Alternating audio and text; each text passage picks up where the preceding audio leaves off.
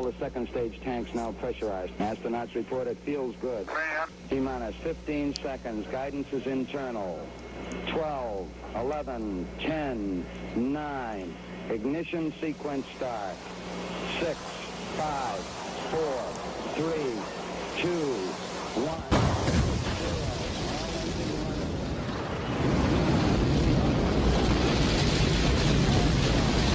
Guys, why are you so hostile to feminists? Don't you know feminism is about equality?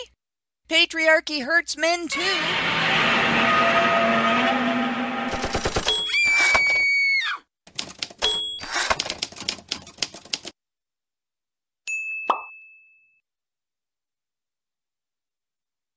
The stages to a winning strategy of nonviolent activism have often been described as follows. First, they ignore you, then they laugh at you, then they fight you, then you win.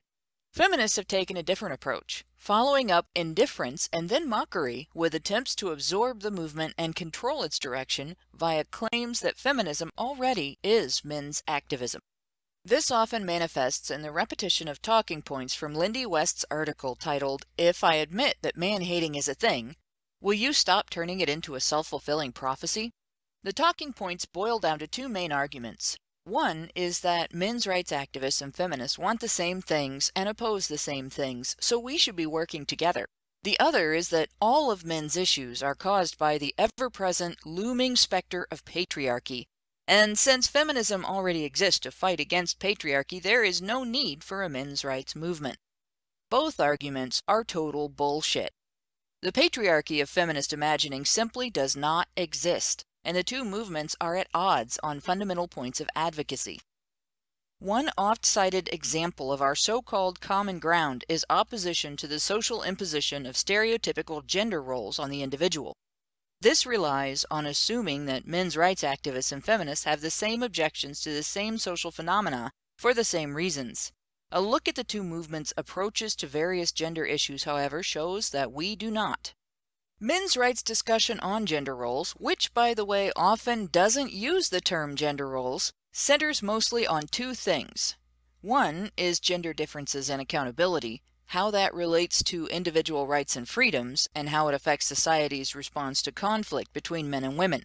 The other is the concept of male disposability, in which there is a general society-wide expectation that men's interests will take a back seat to pretty much everything else.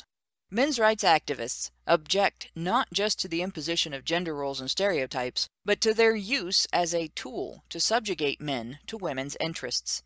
This can be seen in fathers' rights activism, wherein we object to the treatment of men as walking wallets for the mother, rather than family members with as much right as mothers to place importance on their relationship with their kids, and whose involvement is as beneficial to their kids as mother involvement is. When it comes to men's issues, feminist discussion on gender roles centers mostly on justifying female victim narratives and demonizing boys and men by gendering and generalizing dysfunction to them, and then blaming assertive and rugged masculinity for it.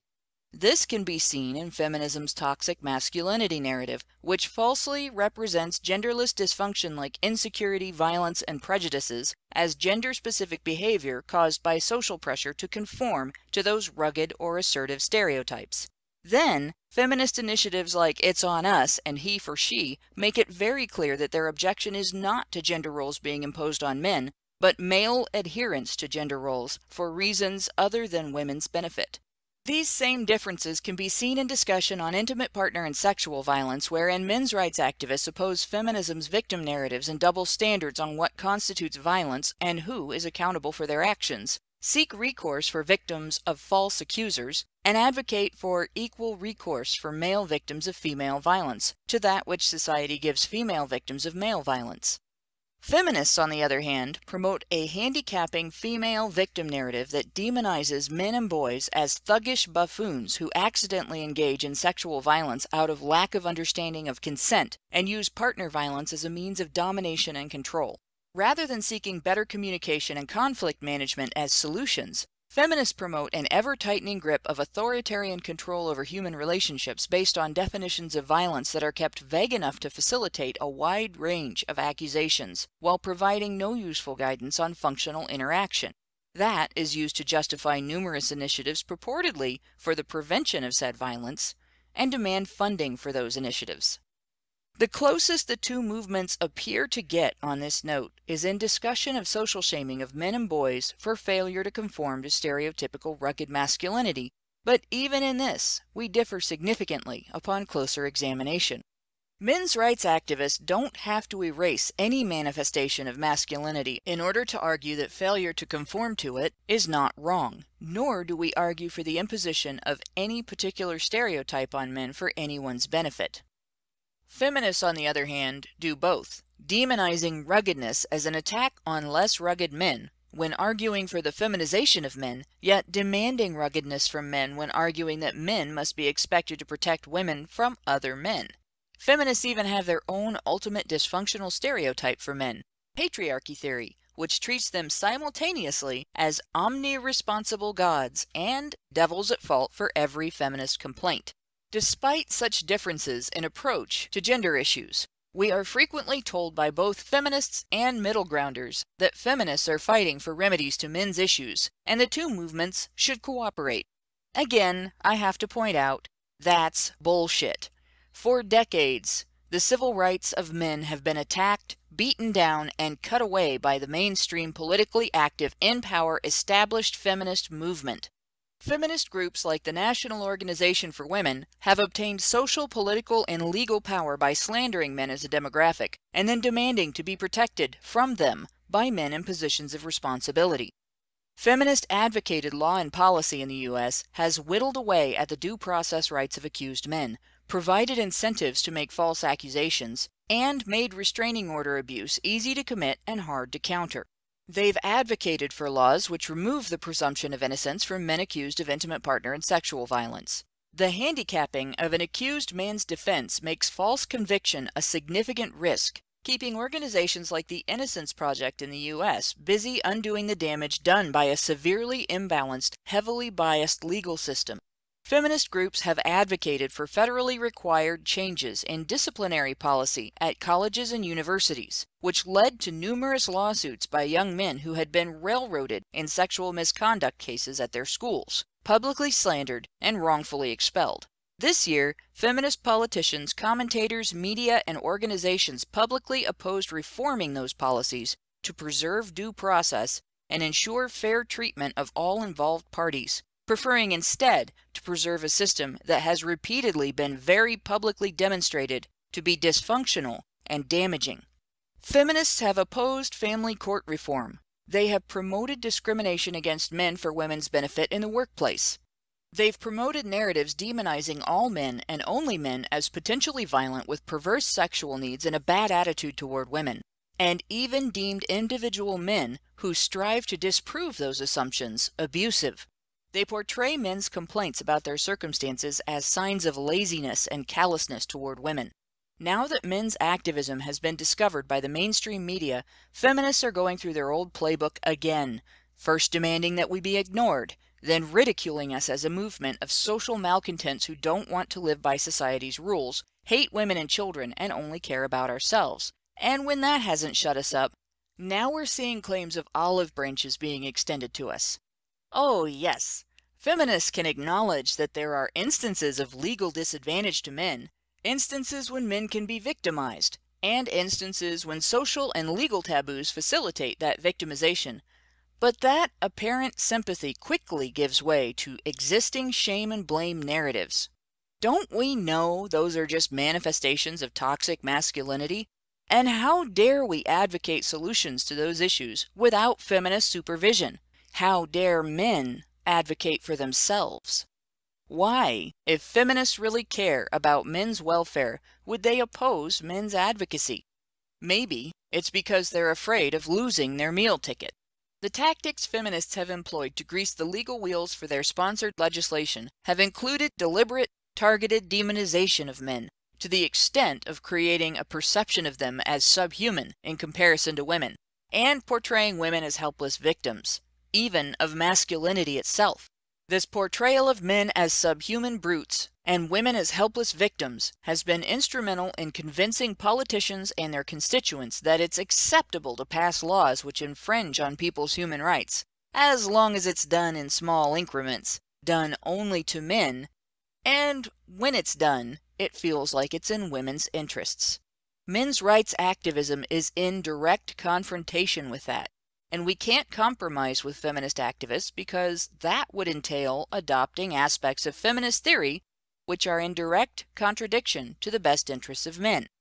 Successful advocacy to reduce the discriminatory conditions faced by men partially depends on countering myths and stereotypes about men and women, including those promoted and exploited by feminist advocates.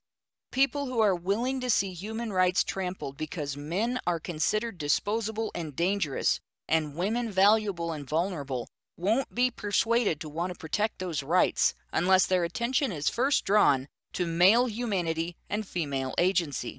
It is not possible to fight for reform in any area of law or policy without butting up against feminist interests. Those interests require a guilty demographic, a demographic upon whose human rights it is acceptable to infringe in order to continue the cycle that funds feminism. And they've been very successful at making the male population their boogeyman. It is not that we argue for the same things, but that we often use similar sounding language in direct opposition to each other.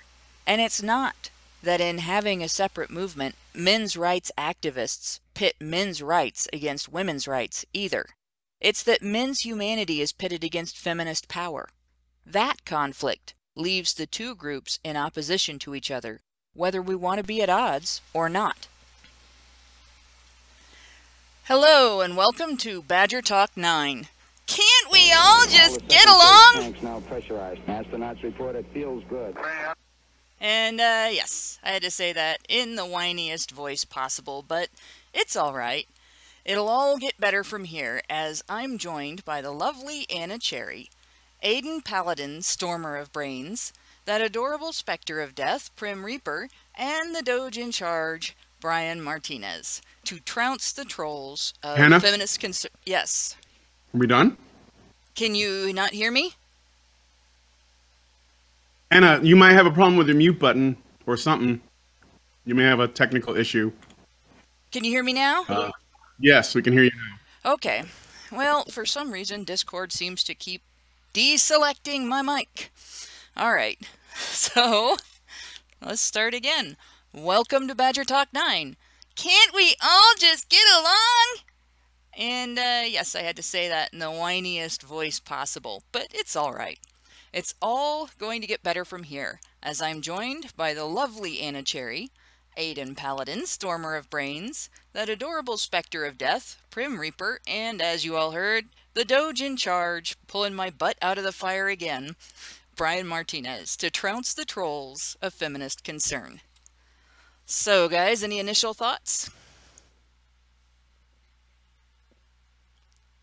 Yeah, sure. Go ahead. You go ahead.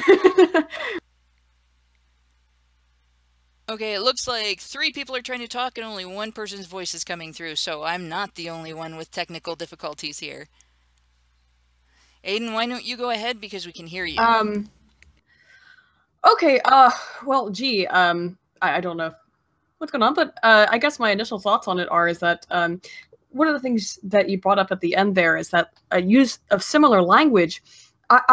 I think that's true. The language is similar, but what I find so very dissimilar is that I fail to see many feminists being very willing to come to the table when it comes to statistics and social psychology or psychology in general. When they want to cite statistics, it's, well, we all know, it's like 2 or 3 studies that have all been debunked or have been thoroughly discredited. One thing, yeah, I don't see them, like, they'll use the same language, or I guess we're using the same language because we are often talking about some of the same general ideas, but I see a lot of science denialism on that side, and I think that's one thing that it definitely separates the two groups, because if you want to step to a feminist who's really believes that, and you start bringing up studies and research that doesn't fit the narrative, now you could show me something. If you showed me something that said truly that, oh, look, the wage gap is a real thing, that if I count for all of these other factors, oh, it still exists, I would be more than willing to accept that if you could show it to me, but I don't think you can, because it's not, it doesn't exist, but, you know.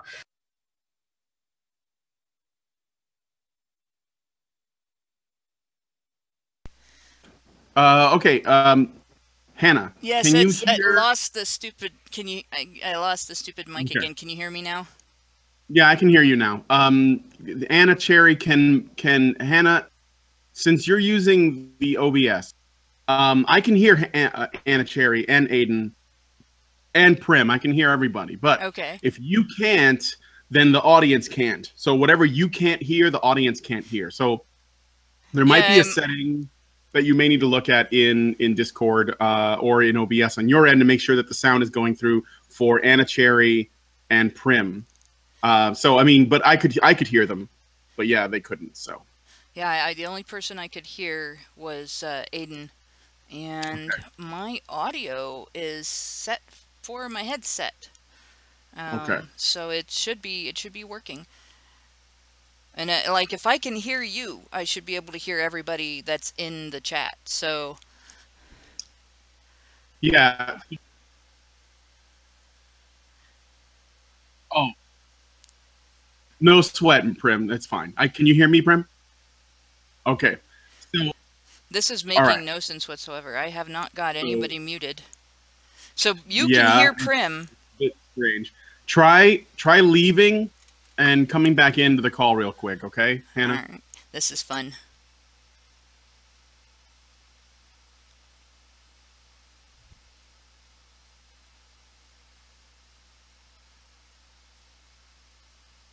Things then.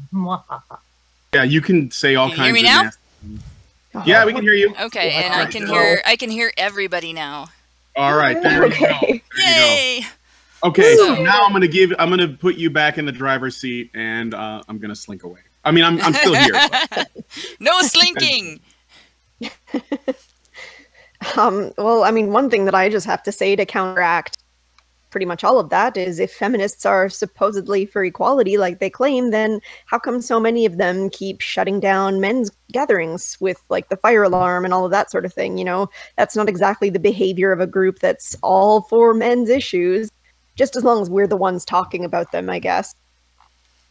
Well, and yeah, I thought it was really important that you started it off with pointing out the sort of the trap that many people might fall into by saying, well, why don't you like feminism? Isn't it for equality? Because, you know, pulling out the dictionary definition is still sort of the thing to do about feminism. But it's really important, I think, to point out that, well, okay, how are we dealing with the situation of, let's say, domestic violence or any other type of thing? Are we actually trying to find the cause in a way that bridges both sides together and explores the conflict in a way that psychology or psychiatry or any kind of counseling would? Or are you blanket demonizing an entire group of people and saying that they're doing something wrong? I mean, clearly you need to look at your own tactics. And I think this metaphor or example that for my fellow liberals would be to point out that a lot of the conservative Republican politicians claim that they're Christians. Do they act like Christians? Do they give away their money? Do they help the poor? Are they for, you know, feeding and clothing everybody like Jesus said? No. Same with feminism. Whatever it is on paper, or whatever it is the definition is, or what people align themselves to this great ideal of feminism is not what it ends up being in action. And the great example of that is conservative Republican type of politicians that have been caught in a variety of things that go even against their own preaching, such as, you know, many have been caught in homophobia, or rather homosexual situations, even with prostitutes, and that is 2 counts against what they preach. And a variety of little things like that. You can find examples of this, that people who say that they belong to a particular group do not act based on the tenets of that group. And so I think often still we have this idea about feminism that is just for equality for women, and that they care about, you know, patriarchy hurts men. And then when you try to talk to them about it's not fair to demonize men, they say, well, it's not men, it's patriarchy. Oh, okay. Well, can't we just stop and think about this for a minute and also look at what is actually physically happening? Yes, not only are people of the feminist persuasion shutting down men's issues gatherings. But we also know from even the Red Pill documentary actually mentioned this, that the female organization in New York has been actively lobbying against equal parenting in divorce courts. So we have proof, a variety of angles, that feminism, as it currently is, does not in any way promote equality. In fact, it impedes equality of the male side very actively. Oh, absolutely. And I mean, I've been reading this a lot in like feminist counseling theories. This is something that I've been encountering a lot in my master's degree the last little while.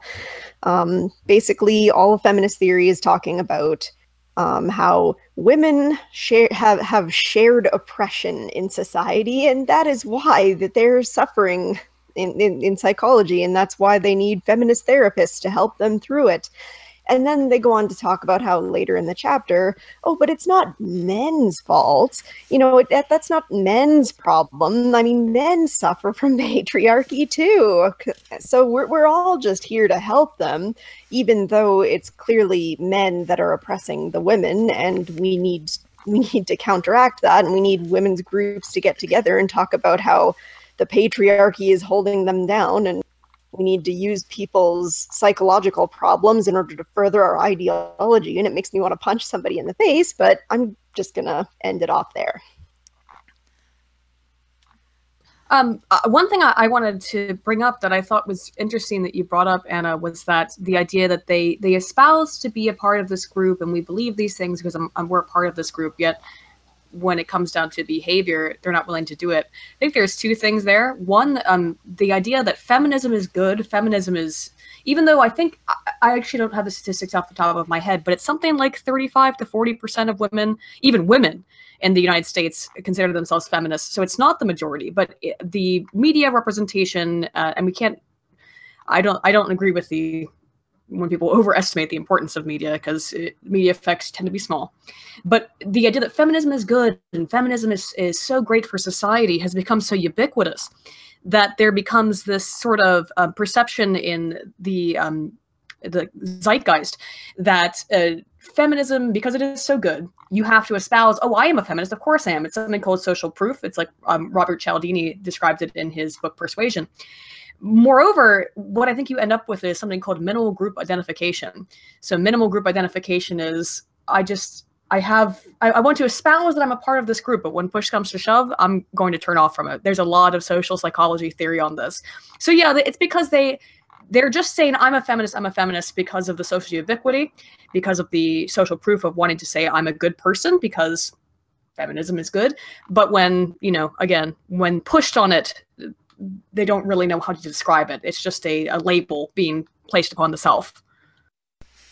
And that's actually something that I've ended up writing about in the past. I have an article on, well, it's more of a blog post because it was before the brigade. I don't know if we actually put it on the blog or not, but how feminism as a hate movement, and I do consider it a hate movement, uses its grassroots, because you have two distinct sets in the feminist movement. You have their upper echelons that are the creators of doctrine, the movers and shakers of initiatives, like when you have letter writing campaigns and you have lobbying movements and you have public information campaigns and things like that. And they know exactly what they're doing. They have their goals and they have their interests, and they know where their money comes from and how they make more of it, and so on. They know where their power comes from and how to maintain it. And then you have the sitting in the seats of universities, sitting in coffee shops, running around their neighborhoods, putting up stickers and posters and doing all the feel-good hippy-dippy shit feminists. And that's the grassroots, really, of the feminist movement. And they have, in large number, no idea what they're actually supporting. A lot of them really believe that they are supporting women's rights. A lot of them really believe that there are still areas of discrimination that need to be fixed, and a lot of them will willfully bury their heads to maintain that belief, like to the degree of you know, you get into a discussion with them and you start giving them information that contradicts their belief system and their narrative, and all of a sudden they don't want to talk to you anymore, because it's easier for them and more comfortable for them to continue to believe in that victim narrative and to believe that they are fighting for something than it is to discover that they belong to essentially a false church. And that those upper echelons will exploit that, and they are aware that they can get people to do things that they would not ordinarily do, and advocate for things that they would not ordinarily advocate if they say, but my women, but my patriarchy, and it works every time. So you have the users and you have the useful idiots, and I would say that the bulk of feminist activism, like boots on the ground feminist activism, the things like the Women's March, is done by useful idiots. Oh yeah, definitely. But it kind of astounds me how much people can push this feminist thing, and yet somebody can challenge it and point out easy contradictions, and yet they don't even care. They don't even blink about it. They're like, oh, well, I mean, sure, maybe in that one case, like if you say, oh, by saying that women are all victims of the patriarchy, you are therefore diminishing their strength. You're saying that these women are victims of men, and yet you're also saying at the same time that, oh, but women have their own strengths. Women have these female virtues, even though they claim in a couple paragraphs ago that women's virtues are socialized into them by nature of a patriarchy that promotes women not having strength. So which is it? Is it a feminine virtue, or is it a virtue instilled in them by men? And yet you point this out and they're like, oh, whatever, that's just one thing. We don't even care. Feminism is still about equality, right? Yeah, and I want to add something else too. When Aiden was talking about social proof and that people, and I think, and I mean, maybe I'm wrong, Aiden, you can help me out with this if you know. I think that women they tend to be more likely to co-sign on this sort of social proof thing. Like if it's going to give you, either keep you from being socially ostracized or give you some kind of brownie points, then and it doesn't have much cost to say something like, well, I'm a good person, or i.e. I'm a feminist because feminism is good. There's also something else to it too, another layer I guess I was thinking about. See, even though there aren't that many people that identify as feminists, there are a lot of people who still identify with the stuff that feminism purports. Like if you were to ask a woman if she's a feminist and she said no, and I'm talking about normies here, and then after that you followed by saying, well, what do you think about the wage gap? Or what do you think about, should there be more women in positions of political power? What do you think about men making up like 95% of the CEOs? What do you think about, the 1 in 4 women will be raped on college campuses? Like these kind of, even though it's not, they're not saying, are you a feminist, but they're using the feminist talking points to ask someone if she agrees with any of these things. Most women, probably a larger number, far larger, would identify with those ideas and say, oh, I think the wage gap is bullshit. I mean, not like bullshit like it doesn't exist, but like I disagree with it and it shouldn't be that way. I think that,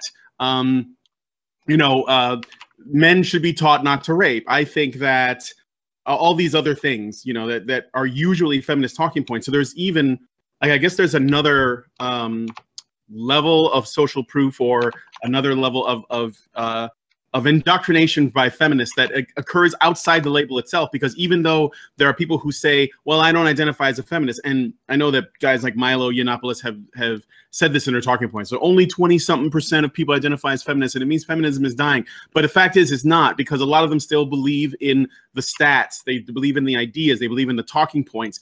And it's because it's the only idea that's out there. So if you come along and say, well, the wage gap is a myth, then people are going to be like, what are you talking about? That's insane. There's no way that's true. I have a friend, So just something else to throw in there, that just because it's like, even though not a large number of people agree that they would not call themselves feminists, that doesn't mean that they're not helping feminism, because they're still believing in all of the stuff feminists believe in. No, I agree completely. Yeah, you're on point with that. That's true. They're going to, if they're going along with the narrative and they're supporting it, that's accurate. Part of what group identity theory would support, though, is that the labeling process is a big part of how you internalize how you feel about stuff. So the people who call themselves feminists are always, I think, as Hannah was saying, they're the sort of, they're not the grassroots ones. They're the more the leaders, people who actually say, I'm a feminist, I'm a feminist. It's, as you brought up, it's people who might not say I'm a feminist, but who support feminist lies and disbeliefs and misinformation, who are the ones actually doing it. So yeah, they're actually potentially more harmful than people who call themselves feminists. They're equally harmful. And I have okay, Hannah, sorry. go ahead. I have a super chat to read off here. We have Joey Jojo, $5, says, "You are so beautiful in a cherry." And I wanted to go ahead and read that off before it disappeared.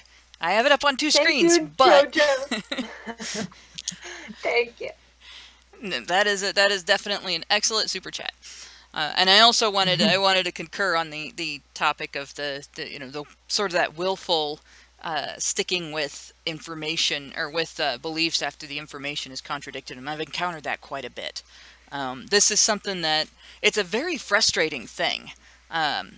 Oh dear. So we have CA $. Maybe that's CA. Okay. Yeah. That's not Canadian dollars. Okay. No, it's just disappeared off my screen for a second, and it's AM Van Fan. AM Van Fan gave us Canadian 540, said, "I started drinking a drinking game for each time Karen said right. I woke up in a hospital. Here's 20 cents for each time Karen said right on the last talk." So I know how it's, can you hear me? I know how the name is pronounced. It's AMV Ayane Fan. Okay. I'm pretty sure that's right. Let me know if that's right. AMV Ayane Fan. Okay. Oh, it's anime related, I bet, then. And I just didn't notice. Way because too this profile, Hannah. You betcha. You betcha. Totally is. I am an evil, at least mostly white, profiler of other people. So ha. A weeb's at. And Frank Bullitt says we're weeaboos. In any case, no, I wanted to point out I've had that issue in discussion with feminists repeatedly, particularly with the wage gap. So you get this discussion, right, and you explain you don't start out with the wage gap is a myth, because that just like turns them right off, and then you go forward with instead, okay, well you're aware that the wage gap comes from comparing unlike work. It's not actually equal work. We're talking about comparing, doctors and cashiers and everybody's wages together, and so you start asking questions, right? Do you think that if somebody works at a job that is extremely hazardous, that they have the right to hazard pay? Do you think that should be taken away? If an employer offers hazard pay, people shouldn't be able to get that? And of course, no, I'm not against hazard pay. All right, well, are you against shift differentials? And no, they're not against shift differentials. So if somebody wants to work the night shift to earn an extra $1 an hour or whatever, go ahead and work that extra hard shift. Are you against paying more for jobs that people don't want to do? Well, no, you got to pay what people are going to be persuaded by in order to get them to do those jobs, right? So you get into this whole discussion, and you can get an acknowledgement right down the line from a feminist. Yes, merit pay is a thing. Yes, hazard pay is a thing. Yes, you have to pay more to get people to clean up shit than you do to get people to do easier and not so stinky jobs. You got to pay more money to get people to repair a power line. Oh shit, we're going to play that, are we? So Lee Maxwell sends us £2. I think that's £2. It might be euros. I don't know currency, guys. And says, I think that's a capital I, so it's ibble, wibble, divil. Gotta be worth £2, so that's pounds. And yeah, if you send me all consonants, I'm not reading it. I will track you down. I do not have that particular set of skills. In any case, now I'll take somebody through that whole step-by-step bit of logic. Somebody doesn't take time off. They work extra hours. They are available for a wider variety of hours on a wider variety of days. They deserve more pay. But the wage gap is real. No, it's real. There really is a wage gap for the same work. Even after we get through all of that, but the wage gap is real. And yeah, it's the most frustrating thing in the world. And that is burying your head in the sand. That is dedication to a victim narrative. Definitely. Yeah. I you had you can't be for men's rights and against merit pay for the jobs that men do. Yeah. I had a talk with a friend not too long ago, and she's like, oh yeah, one of the reasons I'm a feminist is because of the wage gap. I'm working in the same position as this other guy, and I clearly do way more work than him, and I have a higher level of education than he does, and it's totally not fair. I completely get paid less. So I kind of explored the situation a little bit, and it's like, so what education does that guy have? It's like, oh, well, he has a degree that's completely relevant to what they're doing, or a diploma, sorry. And she has an unrelated degree. Also, he's been in that position for several more years, so he has lots more seniority than she does. So then it's like, so maybe, it kind of makes sense that he's making more money given that kind of situation. And the conversation just kind of changed to another topic. And I have some doubts in my mind that her mind was ever changed, that the wage gap is an issue. They really persistently cling to this one. Yeah, they do. And I've noticed not only do they really persistently cling to this one, they will also really persistently cling to any set of statistics that they give you that you are able to debunk. If you go through and conclusively prove that say the statistics on the 1 in 5 myth are crap, all of a sudden you're a rape apologist. It's not that maybe there's not as much reason to panic and the crime is a crime for the sake of being a bad thing rather than, there being an epidemic of it. Nope, you're a rape apologist. And the same thing goes right down the line with every single feminist issue. And the worst is if you ask them to prove patriarchy. And then prove patriarchy without demonizing men. Because, feminists will tell you they don't hate men, they just oppose patriarchy. But they can't prove patriarchy, and they can't even try to prove patriarchy without demonizing men. No, we don't hate men. We just, say that all of the problems in the whole world are caused by the fact that men are in charge. But, that's not hatred of men. It's just, we hate that they're in charge and think they can't do anything right. Brian, did you have your name in the chat? Yeah, I did. Okay. Well, first I want to read a chat that was put in. 1207 Roru Par gave us 50 Mexican pesos. 50 pesos, he says, wanted to make sure that in Mexico during the earthquake rescue, feminists went and disrupted volunteers and Navy rescuers in several buildings. Love you. And the thing I wanted to add after that, I can do that because I'm also Hispanic. So it's not racist. Fantastic. It's not racist when I do it. Also, then Puerto Rico and the bullshit that's happening over there right now. Anyway, so the Puerto Rico. I just heard from my uncle today. He's fine. He was the one person everyone was worried about. I have a lot of family there, but most of them are in the shelters. But my one uncle, who's an alcoholic, did not want to leave his house because where they were going, where they were taking people, you're not allowed to drink. But somehow he managed to survive. So he's all right. We call it alcoholic's luck in Russia. Yeah. But the thing I wanted to also look at, and I'm not sure that it's entirely related, or if you're going to talk about this in another show or something. But so first off, there's the whole, why can't MRAs and feminists work together? Which is basically what this show is about. There's a reason why. And I think it's got a lot to do with the fact that what MRAs want is in direct opposition to feminism, even if it doesn't sound like it, which is what we're working through. Then there's the other thing, too, that I think is also important to realize. If you come to the conclusion that after the discussion that we're having, that what men's rights activists want is in opposition to what feminists are after, not for the reasons feminists will tell you, which is that, MRAs want to take away women's rights and that it's like some zero-sum game and MRAs are going to take everything. But the fact is, it is a zero-sum game to feminists.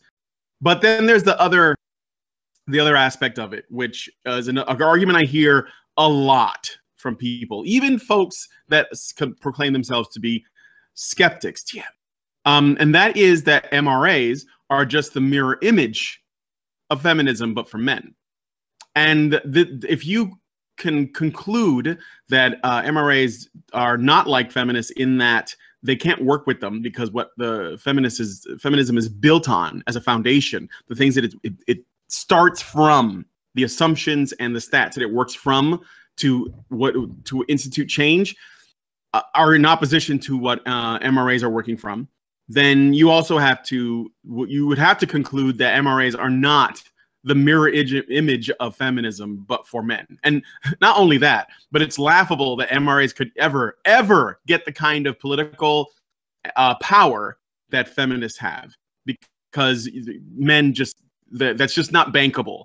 Like, even if you thought, like Honey Badger Radio, for example, this channel cannot be exploitative in my opinion. I don't think it could work that way in terms of, there are people who say, all you guys do, is you're using like men suffering to make money. The fact is, if that was the model that we were building it on, it's got to be the stupidest way, the dumbest way to go about it, because using men as a victim group, which is, again, that's that mirror claim. It's just not profitable. It doesn't work. It's so dumb. Nobody would go with it. If we wanted to make money, we'd be feminists. we'd be on fucking MTV and shit. So anyway, I'm just putting that out there. Something else. Absolutely. There's this whole thing I've been noticing about the slut walk, the Amber Rose thing. That just became a giant like party. People are trying to crowdfund. But by people, I mean like feminist, sex worker types are crowdfunding their attendance at the slut walk, and it's just like it became like a little festival out of something that started as a way to destigmatize female sexuality, but now it's like its own little I don't want to say a corporation, but I don't know what other word to use, but it's like its own little self-sustaining business, basically, that not only earns money and fame for the people that are there and promotions, but it also has other people coming in and they're trying to raise funds to have them appear on it, and it's just like this big money marketing thing, and it's just fascinating to watch all these things. And also I was seeing a Stephen Colbert, I think, bit on with Sofia Vergara, and she started a panty line, I believe, that they do this microloan thing where they use like 10% of sales to give loans to women in developing countries. And there's just if you Google that, loans for women, you'll be up to your neck in actual literal things that you can apply to as a woman. If you Google that as a man, you'll get a bunch of scams. But if you Google that as a woman for like loans for women, there will be actual legitimate variety of things in which you can get money for being a woman. So yeah, getting money for men is a hard battle. Nobody gives a fuck about dudes. Not even a little bit. And of course, we then look at, I think the big difference here is we have the corporate culture of, let's say, engineers, like Google engineers, and then Wall Street, and then we have the rest of the world. And so we look at people who are successful and wanted in very specific technical fields, and it just so happens that men do better in a variety of you may even say sociopathic ways through Wall Street and other things, where men, they work longer hours, they have less scruples about some things, they're not necessarily as society and empathy minded, so they're able to be very unscrupulous in a variety of ways and therefore earn money for themselves and the companies they work for. And so we look at those exact individuals and the amount of money they earn, the CEOs or whatever the hell, but we ignore the fact that there's millions of regular people out there. And when you look at regular people, your neighbors, your family, the moment a woman's in trouble, everybody comes to her aid. The moment a man's in trouble, well, it's probably his fault somehow. So I think ultimately a lot of this, once again, comes back down to class issues. It is not race. It is not gender. It's motherfucking class. It is people who have money and people who don't. And variety of people, most of the variety of people that we see, and men and women, they are not the top earning CEO type of people. So there are different rules and different values apply to those who earn a lot of money and those who don't. That is the class divide that we're looking at, not anything else. And feminists need to get their liberal panties out of their ass and put them on the proper way and realize that that is the issue. Okay. Well, I want to read something. Let me just read the super chat and I'll give it to you, Aiden. Okay? Oh, yeah. Okay, so AMV Ione fan gave us $5 Canadian. He says, please say this like honest movie guy would. Okay. Doody-doo. Dee-da-da-da is all I want to say to you. Lol. All right. Ione, Aiden, I'm going to give it back to you. You can respond now. I think some of that comes out of the fact that I think a lot of what, in terms of third wave feminism, is directly influenced or... directly influenced from Marxist thought. So it's astounding that they don't want to assess class, but instead they've done, if you look at people like Mark Hughes and some other people that have from the Frankfurt School, you could go very far back on this. In fact, some of the earliest theorists of female equality were Marxist scholars. I think the thing is that they redefined it out of class and into repression. This is it, particularly what Mark Hughes did. So they can't look at class because they have it redefined as repression. Because if you do look at class, then you have to see the actual issue. Then you have to see the actual differences in people. So it's much easier to have this repression narrative so that you can have upper middle class white women claim, I'm oppressed, I need help, I'm repressed, or all these other things. This comes directly, I think, from the Frankfurt School and then indirectly from Marx, and it has been propagated in the universities now since the 1960s and the Cultural Revolution, or failed Cultural Revolution. Really what we need to do, if there's going to be any cessation of this, is to get that out of the colleges. That cannot be taught as reality, because it's replaced the class struggle with the repression struggle. Yeah, absolutely. Marxism has been hijacked all to hell. In fact, there's just such misclassifications of what Marxism is because of the people that followed him. And a lot of what Marx has talked about is not even necessarily about everybody gets the same amount of money and we need to take it from the rich and give it to the poor. That is not even really what he was talking about. He actually did have competition systems in place. And also there are some things to do with socialist mentality from Lenin, Marx and Trotsky that specifically talked about in their writing that this is today, now, in Russia, this has to happen. Not forevermore, this is the thing to do no matter where you are and whatever century you're in. It was very, very specific to the locale, specifically what Lenin was talking about. And then the variety of what Marx talked about got taken by Engels and, as you mentioned, his other people that came after him, and they redefined it away from the struggles of the proletariat and the bourgeoisie towards the oppression of the genders. I believe Engels specifically wrote something to the extent of that women are the oppressed class regardless of their social status. And all of that sort of Marxist ideology has been insanely hijacked and turned into this insane thing that is utterly not based in reality and lives in this fantasy world that people benefit from being victims continue or being seen as victims in the sense not even really like actual victims are seen, because most of the time, if we're being real, people don't really, at least normal people, like people people who aren't really thinking about it, who are just kind of reacting on things, reacting in a more instinctual manner.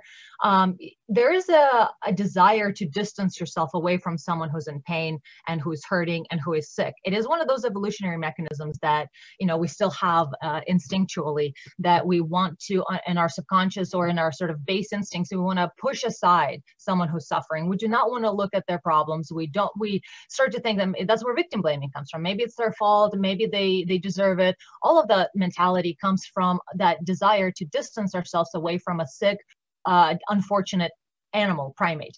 And therefore, this victimization or this victimness that I mentioned, that people, the women, feminists, that benefit from it, it's not even really, I don't even want to call it a victim status, but it's something like that. It is a status of being downtrodden and put upon, and therefore they deserve more. They deserve compensation. They deserve extra. So in fact, it is actually a really powerful position. It is a position of give me more. I need more.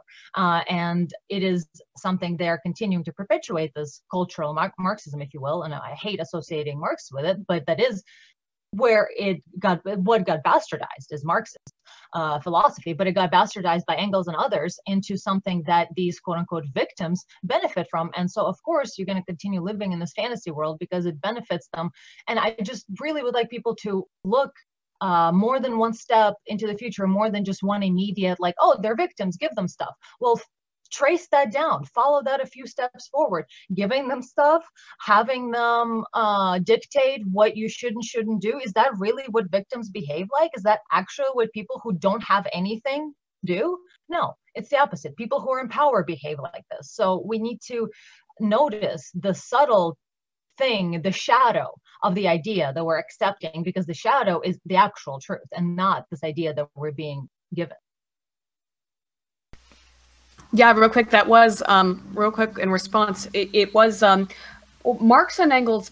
Now, we can have a discussion about how much it was Engels on this, but they believed, based on the theories of Fourier and Owen to a lesser extent, that actually the original human societies were matriarchies, and that the entire, everything that has been messed up in societies, this is the very original origin of feminist theory, comes out of this, or a misunderstanding of it, which is that, oh, originally everything was a matriarchy and everything was great. It was this primitive form of communism.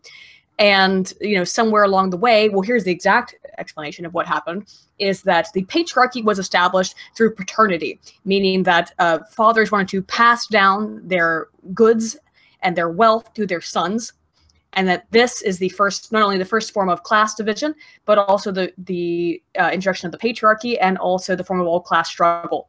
So Engels, for example, and most Marxists wanted to dissolve the family, and post-Marxists, when you talk about people like Marcuse, the reason they wanted to dissolve the family, and not just Marcuse and Engels, but Reich, as also before them, believed in the institution of communal child rearing, so that men and women, particularly women, could have sex without any repercussions.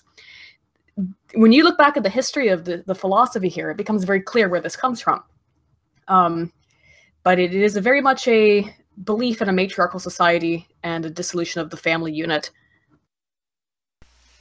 Well, and they've worked very hard to make sure that happened. And that's not just been feminists, but I mean, in the United States, that's been the family has been under attack for a century, and we have a situation now where, you know, we've got about 70% of divorce is initiated by women, because the court system is set up to benefit women who initiate divorce or who get divorced, and we also have a situation where, according to census data, the majority of people who are becoming single moms now are becoming single moms by giving birth out of wedlock, not becoming single moms by getting divorced.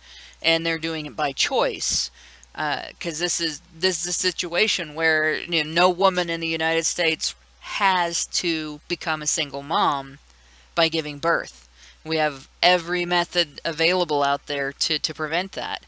And so this is now a lifestyle, being a single mom and being dependent on the father of your children and maybe the government for money is a lifestyle now, and it's a common one.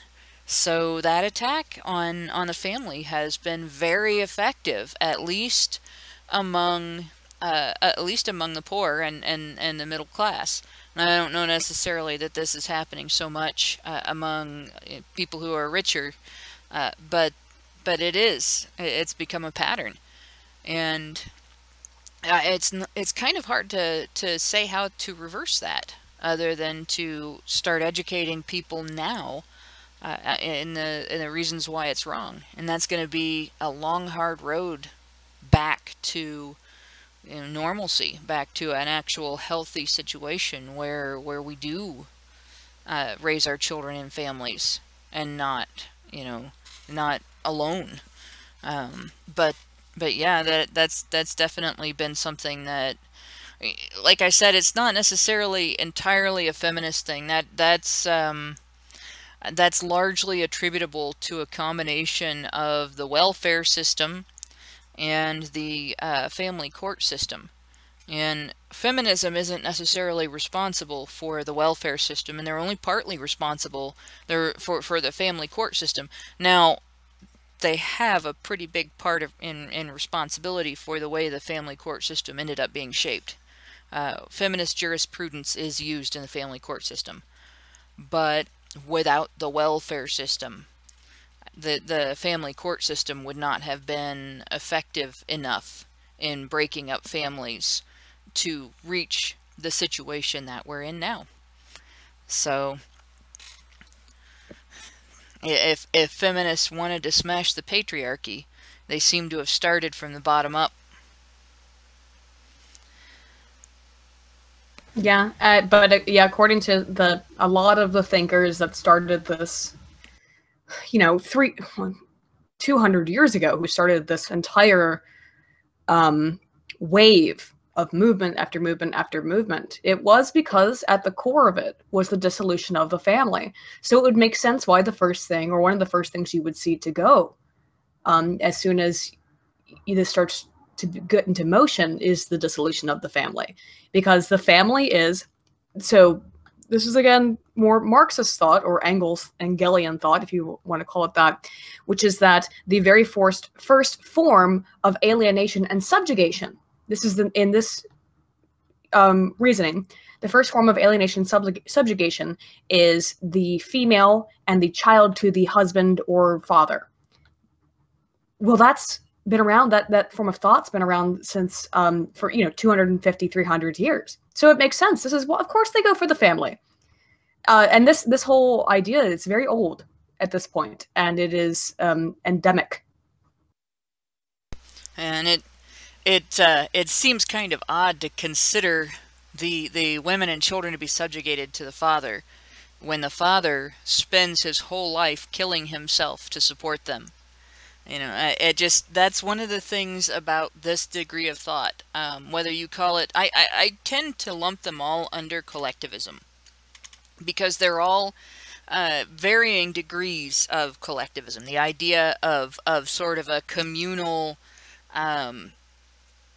centrally run system of living, where the individual, doesn't matter so much in comparison to the community. And I see that in all of those ideologies that progressives draw from, that feminists draw from. But it strikes me that it's rather ridiculous to call somebody a slave who is supported and doesn't have to do anything to get that support. And it's equally ridiculous to call someone a master whose labor is commanded by other people for his entire life. And that's basically been men's lot for as long as there have been families. And men haven't complained about it the way feminists complain about women's position in families. Men haven't said, as a gender, haven't come out and said, well, men are enslaved by their wives and children. No, their goals in life are their families, the welfare of their wives and children and themselves, in that order.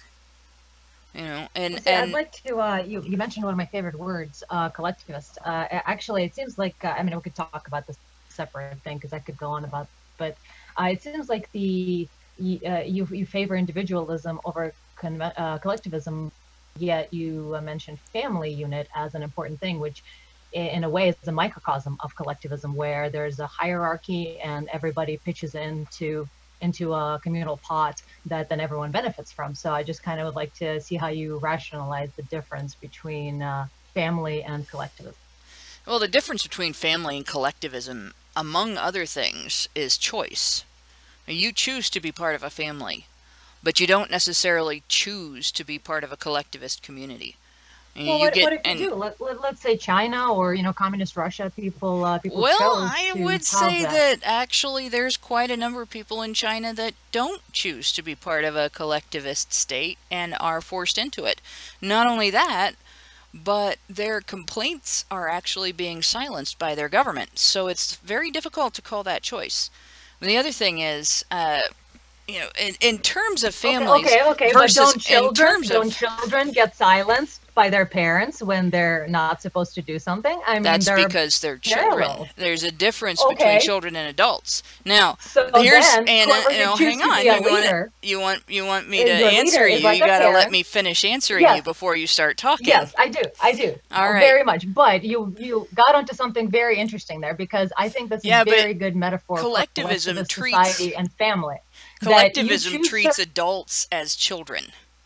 Yes, but don't you believe that, for instance, everybody's not equal in the sense that you would not have a mentally challenged person babysit your children? And also, do we not elect certain people because we believe they know what is best for us, like a parent would? No, that's not correct at all. Now, regarding the mentally challenged, that is a rarity. It is not the norm in society. It's like saying that you're going to base all of your rules on the exception rather than the norm. So that's not a very good argument. Regarding the leadership, we elect leaders not because we think that they're smarter than we are, but because we don't want the job. And honestly, as far as I'm concerned, in terms of government and in terms of communities living in, as a community, I'm not opposed to having communities, and I'm not opposed to having government. What I'm opposed to is having this big, all-encompassing, the government does everything kind of state. The government should be limited to things that you really cannot accomplish as a community, that are absolute necessities, but you really can't accomplish as a community without some sort of central nervous system for the community. You can have traffic, you can have commerce, you can have people living in their homes and making their decisions for their families and everything without having the government go in and micromanage everything. You can have people go to fast food places and decide for themselves whether or not they want to be able to buy a large Coke.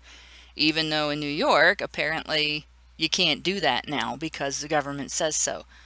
What you can't have without some sort of organizational system is an effective fire brigade, an effective and consistent response to human rights violations, and an understanding of what those are, in your community.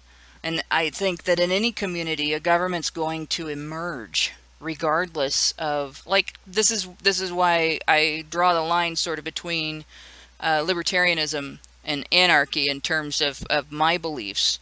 I don't think that you can have a society where some form of government isn't going to emerge. But I don't think that that necessarily means that you have to have a society in which the family is abolished in order to create a collective community and make the community your only family, and essentially go to that sort of kindergarten thought where everybody is the same and everybody is taken care of by everybody else, because it doesn't happen that way. And throughout history, We've had a series of various nations try this, and every single one of them has fallen to ruin to some degree or another. So, you know, I don't know why you're even going on about this. But no, I do not think at all that having families is the same thing as having an all-encompassing collectivist community. Well, of course, things go out of control, and anything that you create that is a beautiful system will be corrupted and run over, and that's why you frequently have to update it. But in its inception, and in a variety of ways, civilizations that have been collectivist have endured for longer than individualistic societies. And in fact, in my opinion, it is how we have been divided and conquered, by becoming too individualistic, too segregated, too separate, instead of noticing our togetherness. And that is one of the core problems between feminism and men's rights, is that we do not see each other as a collective group of humans under a particular banner. We're all single individuals out there elbowing everyone out of the way. So I personally believe that the collectivist way is the better way in order to compete as a group. That evolutionary game theory pretty much informs us that altruism is an evolutionary necessary mechanism. Competition amongst groups only works when you cooperate within the group. And when everybody competes within the group, then the group doesn't get anywhere. I would say that it's not necessary to have collectivism, to have altruism. And altruism and competition are not mutually exclusive. In fact, if you look at giving, for instance, in the United States, you will find that the people who reject collectivism are the ones who actually tend to be the most charitable. A lot more charitable giving is done by Republicans than Democrats. Now I have two super chats, both I think from French Honey Badger. The first one is, anarchy does not mean hierarchies are abolished, it's when authority is abolished, where no one has any more rights than anybody else. And the second one is, collectivism goes out of control by definition. When you have someone has more rights than anybody else, you're necessarily going to have abuses. I think it was when you have someone who has more rights. Typing too fast, I do that as well. But that is something that tends to happen in collectivist societies. You get the people who are in the position of stewards for the collectivist society tend to decide that they are more equal than everyone else, and then they start exploiting the system rather rapidly, very much the same as an oligarchy. So, you know, that's I don't know how you're going to avoid that. But going on in terms of collectivism versus individualism, what we're dealing with today is a society in which we have a degree of each, and we have we're never going to have a collectivist men's rights movement, and it's fine that we don't. Everybody does not have to walk in lockstep. We will have atheists and Christians in the same movement. We will have people of various religions in the same movement. We will have people of varying backgrounds in the same movement. There will be collectivists and individualists, anarchists, Republicans, Democrats, Libertarians, Green Party members. The thing that needs to be accomplished is whatever set of laws we are governed by in the nations in which we are active needs to equally treat everyone, needs to apply equally to everyone, needs to benefit everyone equally. So you cannot have laws that are gender specific, cannot have laws that criminalize a particular gender's behavior and ignore the other gender's behavior, and cannot have laws that break up families by rewarding abandoning the family, even when there is not a decent reason to do so. These are things that we can address regardless of whether you're collectivist or individualist, whether you're religious or not, whether you're opposed to religion or not, whether you like purple or green, whether you swim or you don't. It doesn't matter. What matters is, if we're going to have a set of laws, whatever those laws are, they need to be handled evenly. And we can't, you know, we can't have a set of people that doesn't apply, and it doesn't apply to. Yeah, I had just wanted to touch on something that you mentioned a little while ago. You kind of said, like, men don't complain about the situation that they're in. And I think that a lot of men actually don't necessarily mind the position that they're in, provided that they get the sufficient appreciation for it. Like, Exactly. A lot of guys that I know, they don't mind doing all of that hard work as long as they're getting appreciated, as long as they're getting the love of their wife or their children. But a lot of times these days, the women are being told, oh, you know, you can feel free to leave if you're not happy. You can use the children to get extra money out of him in the report. It's okay. You can leave. You can do whatever you want. Appreciating your husband is for suckers these days. It's way more fun to insult him. And so the kind of situation is that women have all these kinds of incentives, all these people telling them, oh, go ahead and leave the relationship if you're unhappy. And then they have all these laws backing them in doing that. And so is it any wonder why there are now men who are hesitant to get into these situations, because they might be happy at first when the woman is still living on those honeymoon and still giving him that appreciation. And then a couple of years in, all of a sudden she's not happy, and she has the full weight of feminism behind her saying, oh, you know, you go, girl, get out of there if you want to, get all the money that you want from him. It's all good. That's not equal. This is what needs to change. Yeah, and there's another secret that goes along with that. And I don't know if this is other people's experience or not, but the women I know who have initiated divorce for reasons other than being cheated on or actually being abused. I know one woman out of all the women I know one woman who was in an abusive relationship, but several men.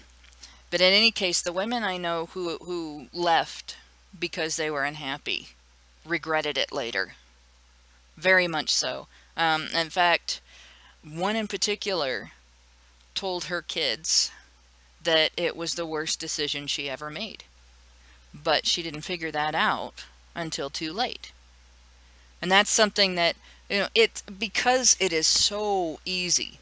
You just walk into a courtroom with the paperwork and get a magistrate to approve it. And as long as everything on the paperwork is kosher, it's approved. And the court system is set up so that your ex-husband now will be obligated to support you if he made a dime more than you did, or if you have primary residential custody of the kids. And even if you have shared custody, you're still going to end up getting child support, because that setup isn't equally shared parenting. It's maternal custody with paternal visitation, plus some rights to decision making in terms of schooling and medical treatment. So he still only sees his kids on the weekends and maybe for a couple of hours during the week. This is why divorce happens so easily. Instead of going through rough times with your spouse and realizing that sometimes a romantic partnership, a life partnership, can be a lot of work. Sometimes you have to deal with circumstances that really suck, you know, and sometimes you yourself really suck, and not in a good way, you know, and sometimes your partner puts up with some absolute shit from you, and sometimes you put up with absolute shit from your partner, and then you get over it. You learn. You know, you learn from each other and you grow together, but not when you get taught that all you got to do is walk down to the courthouse and you're out of this. You don't have to deal with it anymore. You know, and that's the situation that we're in now. And it's it's not that I'm saying we should get rid of no-fault divorce, but certainly all of the things that are supporting making no-fault divorce so easy for women and so hard on men are part of the problem. And I was this just gonna is one say, of the it's things not. that feminists support. This is one of the things that men's rights activists have tried to reform, tried to obtain change in the law, particularly custody law. And feminist organizations fought that tooth and nail. Not only did they fight it, but they fought it by demonizing fathers as deadbeats and abusers across the board. Yeah, like, I mean, I don't think either of us are saying, oh, you get married, you to stay in an unhappy marriage forever. But, you know, if you really want to leap in and make that decision, then you have to make that decision, like, knowing that you're going to be on your own. You shouldn't get to keep all of the benefits of the marriage. That's absurd, in my opinion. Why in the hell would you expect him to keep financing your life if you decide to up and leave? Like, I understand that some women give up a lot to stay at home and clean the house, but, you know, deal with it. Like, go and find a job, get an education, go be prepared to live on your own and accept the consequences that you want to end this thing, you know? Yeah, I mean, imagine for just a second, okay, the court's going to order him to pay her alimony. The court's going to order him to pay her child support. Imagine if the court ordered her to go over to his house a couple times a week and clean up after him and cook him several meals for the week so that he didn't have to cook, if that was the stuff that she was doing when they were married. And, I don't know, maybe give him a couple of blowjobs during the week because, you know, it's post-marriage, they owe each other the things that they did when they were married, right? So, hey, there you go. You know, no, women would riot in the streets, man. That would be the end of that. There would be no way that would go through. But here we are in a situation where the man is expected to keep up his end of the marriage after it's over when the woman leaves. And we have another super chat. Why do you guys have, I'm gonna agree with Allison. Why do you guys have these unreadable names? So this is JRMCNEA. And I'm not pronouncing that. He gives us $10 and says the problem today is that rather than government regulating behemoths like Coca-Cola, it encourages the production of poor products while creating taxes and laws against the harmed consumers. And I'll agree with that. I will agree with that. We do not, like, a lot of people think we live in a democracy in the United States. We don't. We live in a representative republic that is run by an oligarchy that does nothing now but protect corporations. And that's not a capitalist system. That's a corporate dictatorship, essentially. We're basically back in the situation of owing our soul to the company store again. So, and that is a problem. But no, back to the topic. This goes right back to why feminism is not men's rights activism. It's like here we have a situation where we have fought for reform, and men's rights groups have been fighting for reform in terms of family court for decades. It's only in the last few years become more well known to the public, but there's been men's groups lobbying. There's state governments. There's been men's groups demonstrating. There are some that were more well known than others.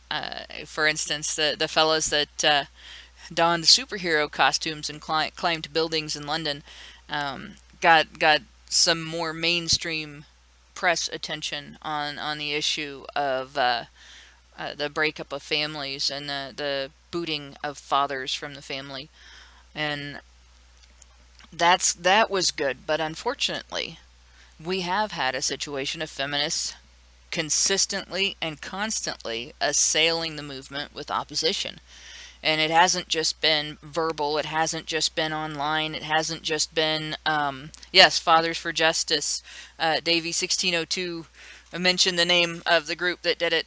But yeah, it hasn't just been talk.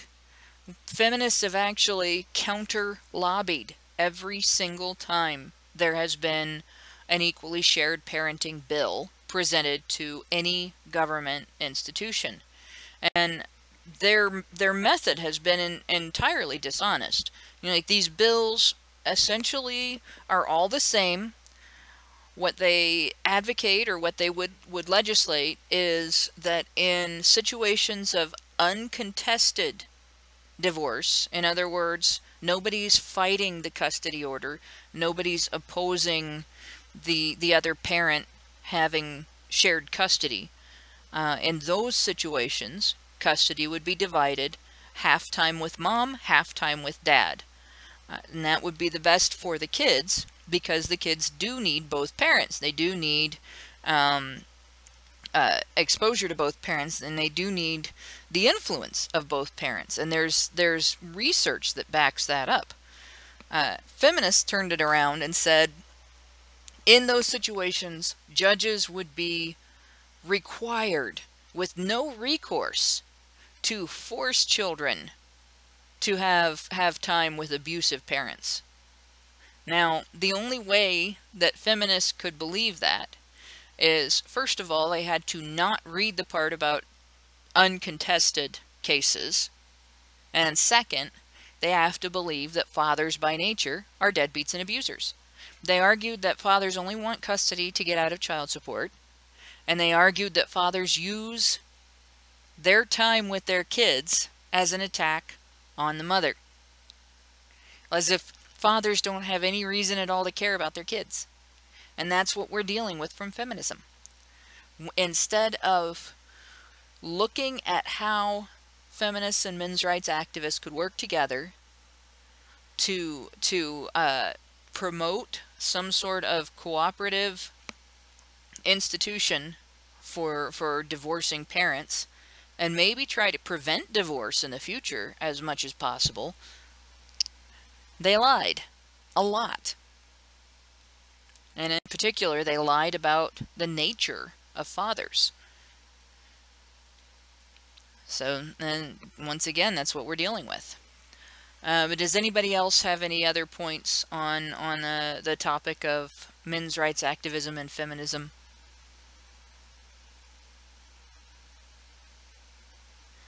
If not, I think I'm going to go ahead and take us on out.